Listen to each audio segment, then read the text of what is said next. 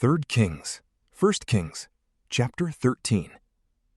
Behold, a man of God came out of Judah by the Lord's word to Bethel, and Jeroboam was standing by the altar to burn incense. He cried against the altar by the Lord's word, and said, Altar, altar! The Lord says, Behold, a son will be born to David's house, Josiah by name.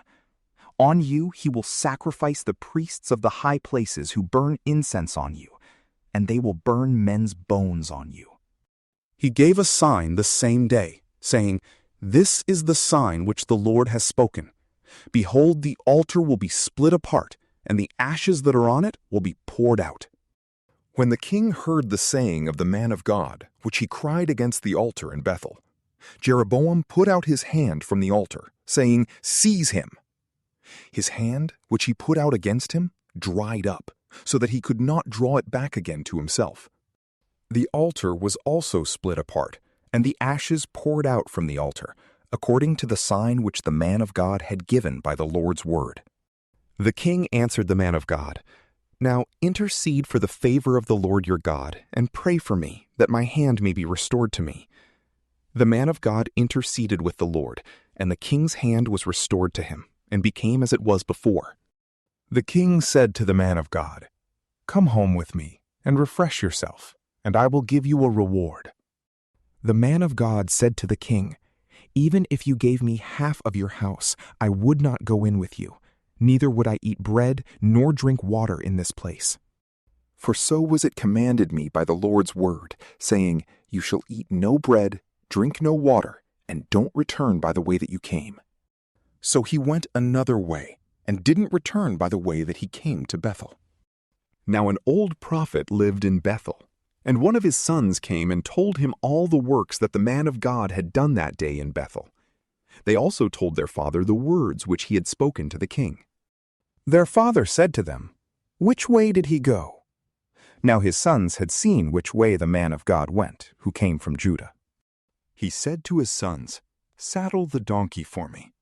So they saddled the donkey for him, and he rode on it. He went after the man of God, and found him sitting under an oak.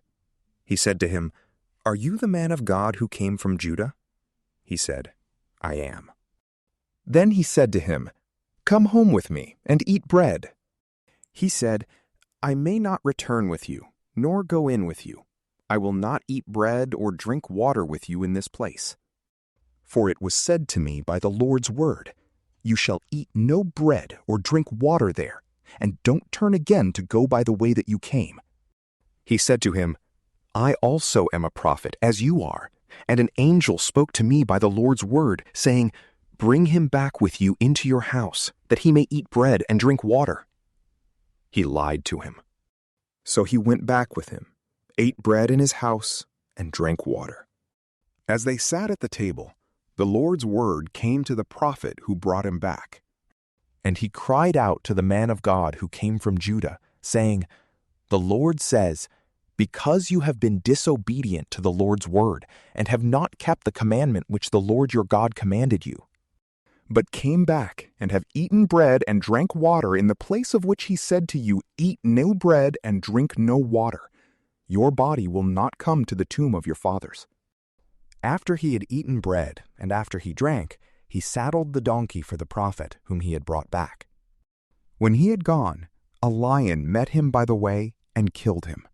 His body was thrown on the path, and the donkey stood by it. The lion also stood by the body.